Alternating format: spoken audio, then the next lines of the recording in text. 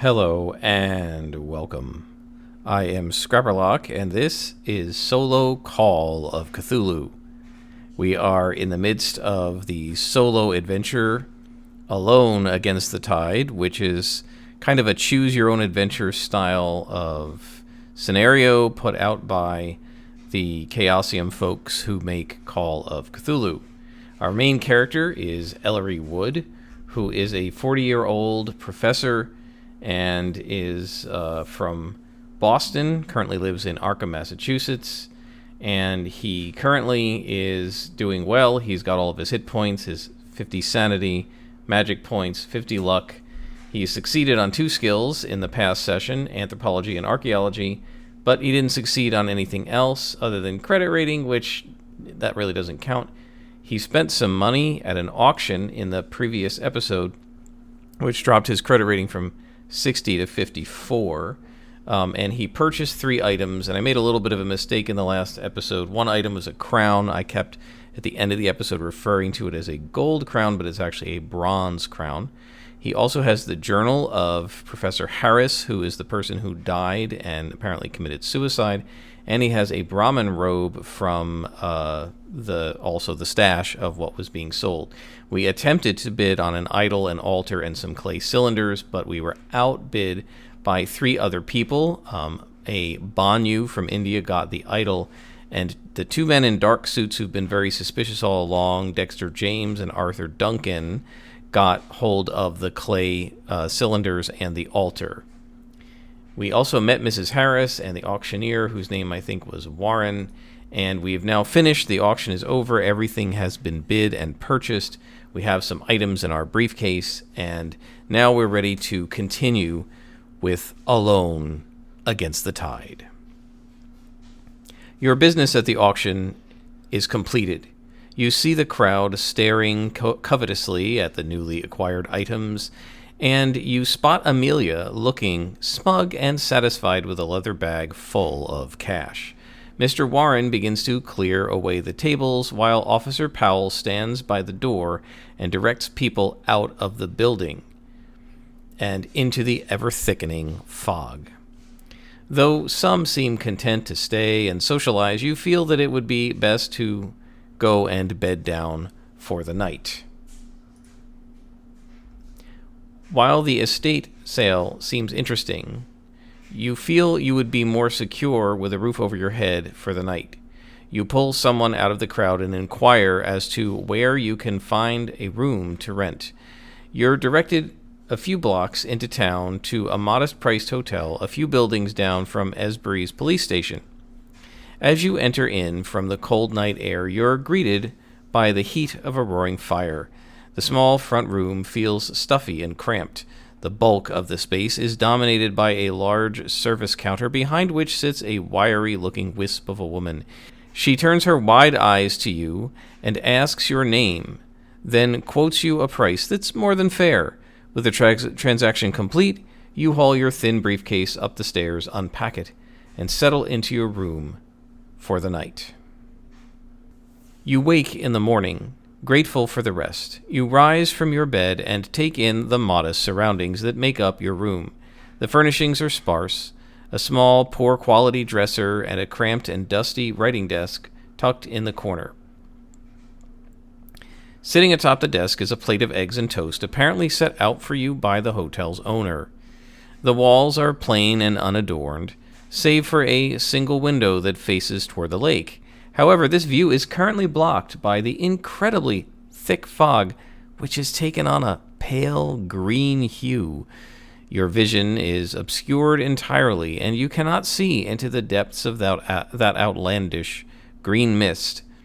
You also notice your personal belongings placed around the room exactly as you left them the night before.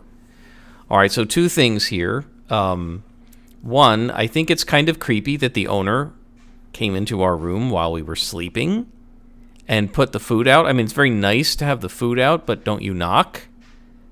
Right? I mean, what if this character sleeps naked or something, right?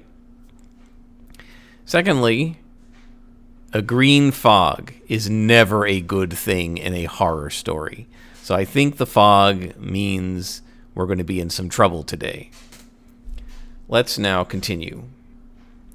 After getting dressed and eating the modest breakfast set out for you, you're ready to begin your day.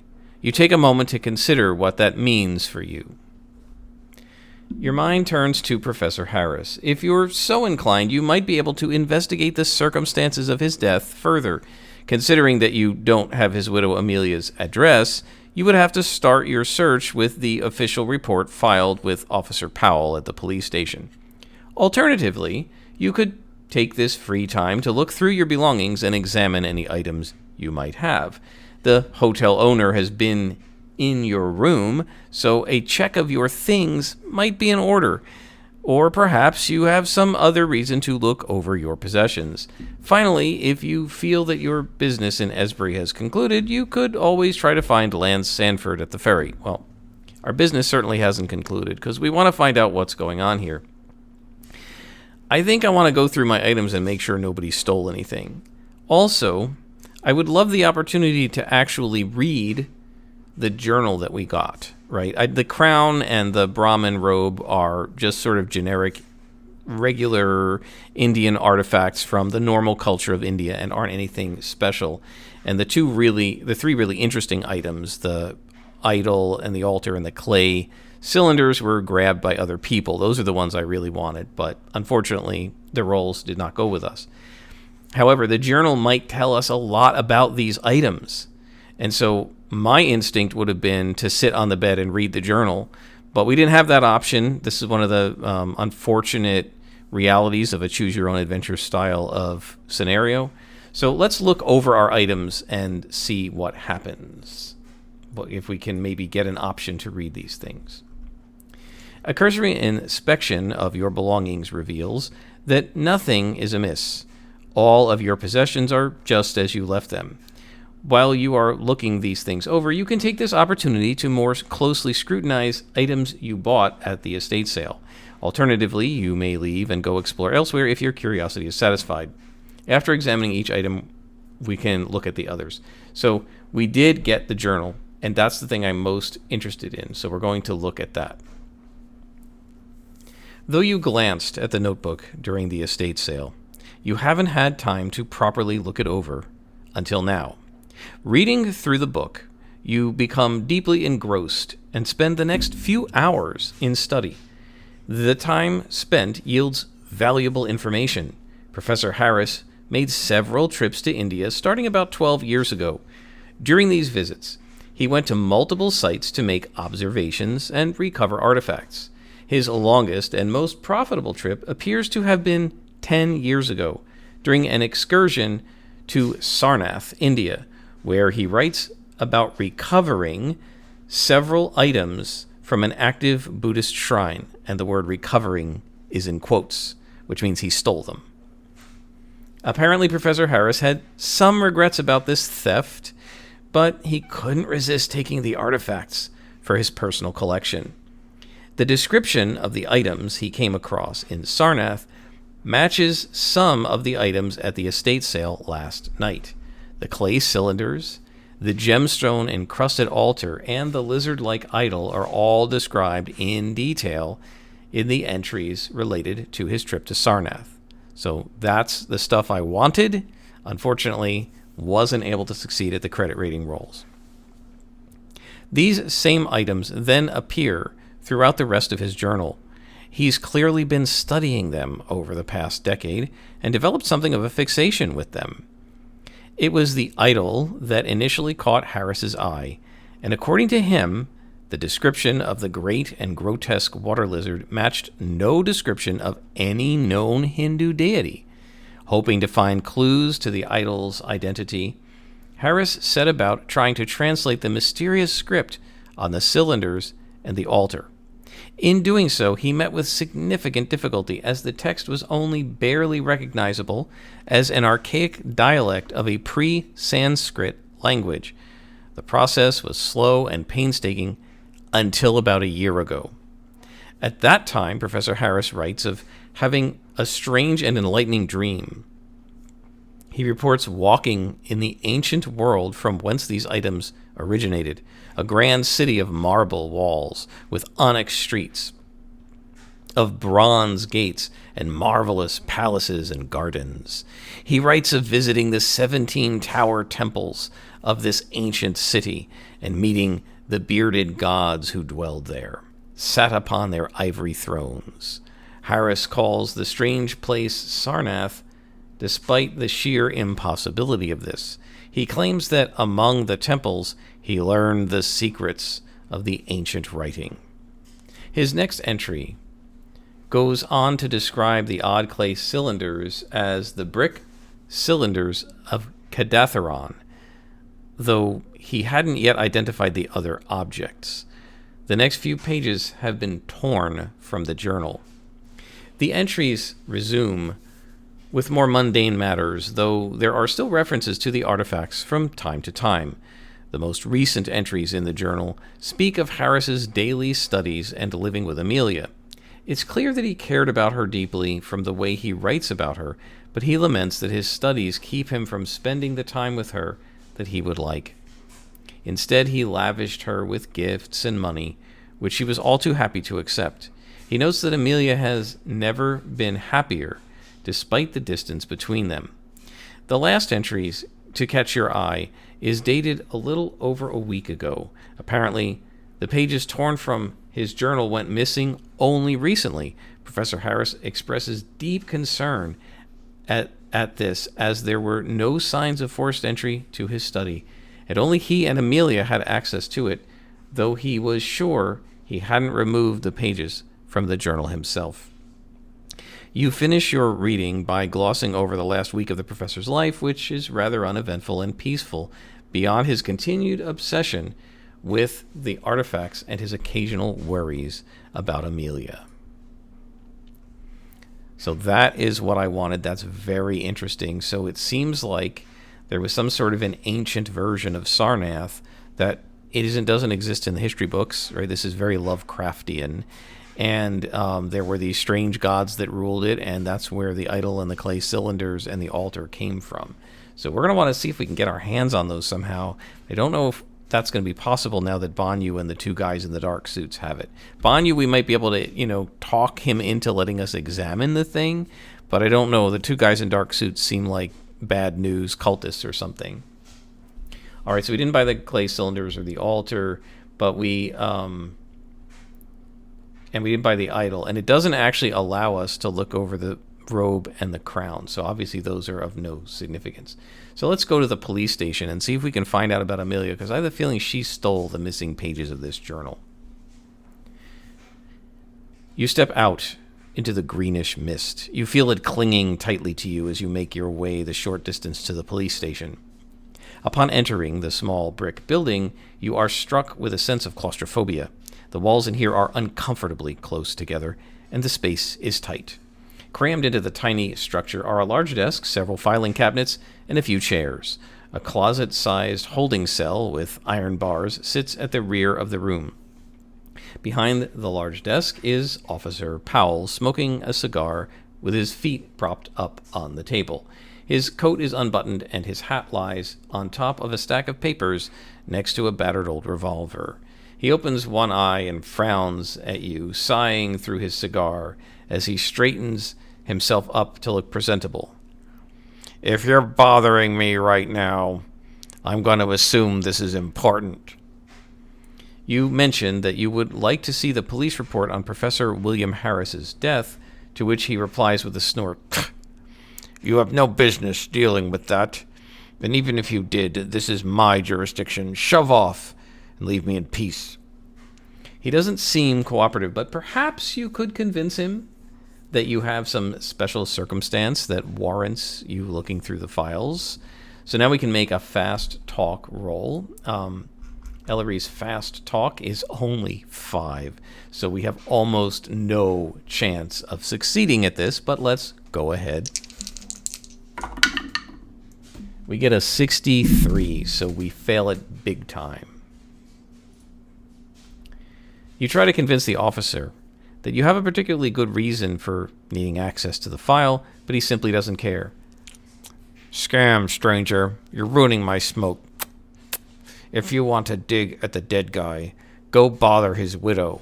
Her place is over on the north side of town, right next to the church. Can't damn well miss it. Officer Powell will be no further help at this time. So now we can either go back to the hotel or go find Mrs. Harris. And I want to talk to her because I think she's got the pages. So let's see if we can go chat with Mrs. Harris. You walk into town toward the Harris address. Even knowing the location, it's difficult for you to find your way due to your unfamiliarity with the town and the density of the peculiar green mist. As a result, it's some time before you arrive at the Harris house. As you approach the building, a man steps out of the fog, blocking your path. He is young and thin, with rather angular features and the faint hint of a mustache atop his lip. He's dressed in a dark suit and stares at you from beneath a flat cap. You're an unwelcome surprise. I don't know what you're looking for, but you won't find it here. Your eyes betray you as you glance at the Harris house. The man scowls visibly. Why don't you leave the poor widow alone, you creep? If you want to bother her, you're going to have to go through old Joshua here. Capiche? His hand brushes beneath his coat as if searching for something, but then he stops himself. He pauses for a moment, looking you over once more before spitting on the ground at your feet and turning away. So now we can call out to him. We can make our way to the Harris house, or we can heed his warning and return to the hotel. Well, we're not cowards. We're not going to return to the hotel. Let's go and knock on the door if we can. Despite Joshua's urgings, you feel compelled to speak to Amelia yourself. And of course, remember, we're looking to talk to her because we think she might have the pages of this journal, although I don't know if it's going to give me the option to ask her about that. But maybe we can search the house or something if she's not in it. Let's see what happens. You approach the front of the house and note your surroundings. The house's exterior hints at the wealth of the occupants, but then again, so do most places in this town. Directly across from the residence is a small church whose religious iconography seems to have inspired the Harrises in the design of their own home. A bronze cross hangs over the front door, and decorative columns line the outside walls of the two-story house. All in all, the architectural style is somewhat Baroque, complete with a pair of carved angels lounging beneath the eaves that are just visible through the strange green haze. You knock on the door and wait in the mist for a few minutes, hoping for someone to hear you. Eventually, much to your relief, the widow Amelia answers the door. She's wearing a bright red dress, which accents her deep crimson lipstick. She appears to have taken great care over her appearance. She flashes you a smile and invites you inside. The house opens into a large foyer, and you see various crates and bundles stacked high along the walls. Just selling off a few of the more common things. Mind the mess. The porter hasn't come for it yet. She takes you by the hand to lead you past the stacks of items, helping you pick your way through the deceased Professor Harris's assembled possessions. She takes you into a small drawing room full of antique furniture and offers you some coffee. After settling in and exchanging a few well-mannered pleasantries, you ask in more detail about the late Professor Harris. Amelia sighs theatrically and looks down at her hands. I can't imagine what you want to ask about William. I found him in his study with his gun still in his mouth. What more could you want to know? Here we can make a psychology roll. Ellery has only a 50 in psychology, so he has a shot at this. It's not a hard one, so we just have a 50-50 chance. And we get an 88, so we failed. Even with a high chance, the dice are not favoring me in this adventure. That doesn't bode well. So we failed. You nod sympathetically. This woman is clearly uncomfortable talking about her deceased husband, and anyone would want to put that behind them. You pause for a moment, trying to frame your next question with a measure of sensitivity. You open your mouth to speak, but you are interrupted by a loud knock on the door. Amelia jumps up, startled, and stands there for a moment in confusion as the pounding on the door resumes. Police! Open the door! Amelia's face drains white as she goes to answer the knock. Your gut tells you something is wrong here. You feel uneasy about the officer at the door. You tell yourself you're being irrational and on edge, but you have some trouble fighting the feeling. You have a few precious moments to react. So our options are to ignore our instincts and wait, or to take the chance to hide with a stealth roll. His stealth is not good, so I think we're just going to wait it out. I don't think... Well, let's try. Let's try to hide. I mean, we got a 20% chance. It's not great, but if we fail, I don't think it'll be any different than waiting. So let's go ahead and try. A little bit of metagaming there. And we get a 23. We almost made it, but we failed again. Your instincts get the better of you, and you feel compelled to make your escape. You rise from your seat, looking for suitable exits. The only way that doesn't lead toward the entrance is through the kitchen. You don't know if there's an exit that way, but you think it's worth a shot. Unfortunately, you never get to take it. As you rise and head for the kitchen doorway, Officer Powell bursts into the room shouting, "Freeze! Police!" You glance over your shoulder and see the revolver leveled at you, and you go stiff. "You're under arrest for trespassing. Now you're going to come with me." He has you dead in his sights. Talking would do you little good, as he's already caught you trying to flee the scene. Why does he think we're trespassing? I'm in the house of someone who invited me in. That's weird. You should probably do what he says. On the other hand, you could try to run. Staring down the barrel of a gun, the odds don't look good, but maybe you like your chances better with the gun than in a prison cell. I think we're not going to run for it. I don't want to get shot, so let's go quietly. Of course, that means he's going to get hold of the journal, which might be what he wants. The officer is armed and angry, so you decide it's probably best not to resist. You're escorted out of the house at gunpoint and into the sickly green fog. Amelia neither says nor does anything as you pass. She simply stares at you as you go. This is weird. Why didn't Amelia say he's not trespassing? Very strange. On the street just outside the Harris property, you spot Joshua grinning madly. Oh, I see. He's friends with Officer Powell. He meets your eyes, and his smile gets just a bit wider. He put Officer Powell up to this. He's not even trying to hide it. That still doesn't explain why, but at least you know for a certainty that Joshua is not friendly to you, and that he has Powell in his pocket. You mull this over as you're marched through the misty streets and taken to the police station. You're ushered into the dim and dingy room and shoved into the closet-sized cell on the far wall. Officer Powell turns the key in the lock, sealing you in the cell. He settles into his seat and pays you no further mind as he begins puffing on a cigar. He seems to have no intention of letting you go any time soon. So now we can spend the night in the cell. We can attempt to make a locksmith roll, or we can try to convince him to let us out with fast talk. Well, our fast talk is terrible. I have the feeling if we make a locksmith roll, even if we succeed, I don't know how we're going to get out, because he's sitting right there. But succeeding at it and not being able to get out isn't much different from just sitting there waiting. So I guess I'm going to try a locksmith roll and see what happens. So our locksmith is 50. Let's see if we can finally succeed at one of these rolls, guys. And we get a 25. We get a hard success, so that's good. Doesn't ask us for one, but we do get a success. You spot a paperclip lying just outside the bars of your cell.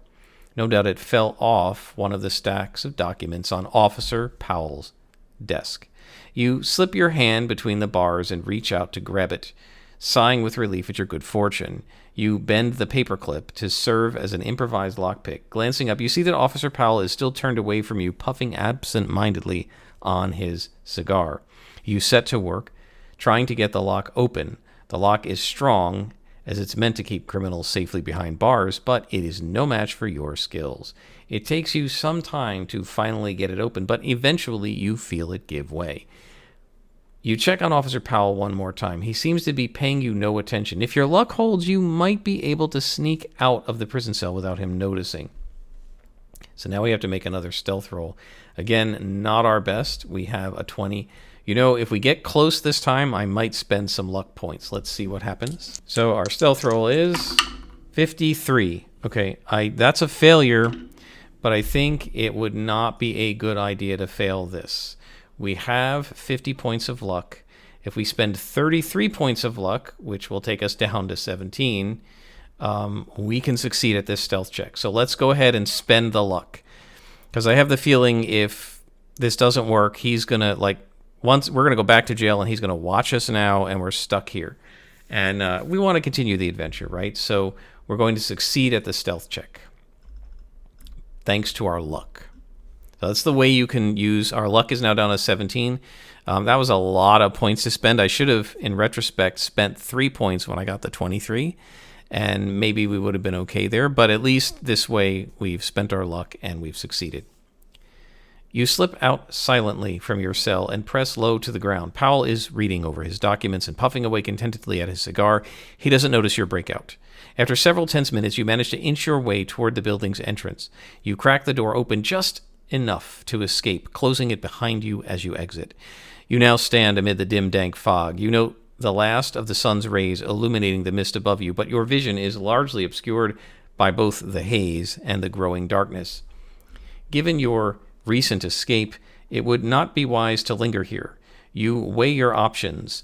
You could address the problem head-on by returning to the Harris house to look for clues. You might also consider returning to the hotel to gather your thoughts, or you could simply put this all behind you and skip town. It's too late and too foggy for the ferry to be operational, but you know there are smaller side roads that wind around the lake. You have to make the journey on foot and in the dark, but an unpleasant option is still an option. Well, we're not going on foot in the dark in the fog, because I'm getting ready for zombies or something to come out of the fog. I think we're going to probably want to go back and investigate the Harris house. I have questions for her. Why did she let me get arrested as a trespasser? Who is this Joshua? And where are the missing pages of the journal? I never got a chance to ask her any of that. Maybe we can even break into the Harris house and sneak around. We'll see what happens. So we've used our luck to survive. I hope we don't need luck again because we only have 17 points of it, and it doesn't come back during adventures, although I think it slowly regenerates in between scenarios. I think we're going to stop here, guys. We're going to I'm going to make a note that we want to go to the Harris house at the beginning of the next session. So we've gotten arrested. We've read the journal. And not sure what's going on here. We're not going to escape, right? We're not going to run out of town. And the main reason is the whole point of this scenario is to figure out what's going on. So we might live if we ran out of town, but we're not going to figure anything out. And so let's stay here and we'll try to figure out what's going on. Until next time, I am Scrapperlock, and this has been Call of Cthulhu solo play, Alone Against the Tide.